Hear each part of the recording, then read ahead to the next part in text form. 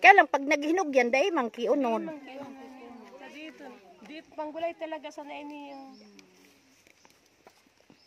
Mayumok man ka. Mayumok ka ng klase.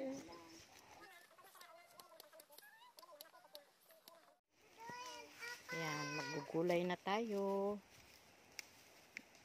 Nakasalang na yung ano? Ayan, ang ating gugulayin. Langka na may sahog na tinapa.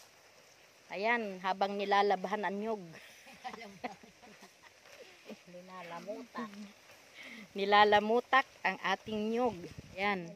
Yan ang paggagata. Ayan.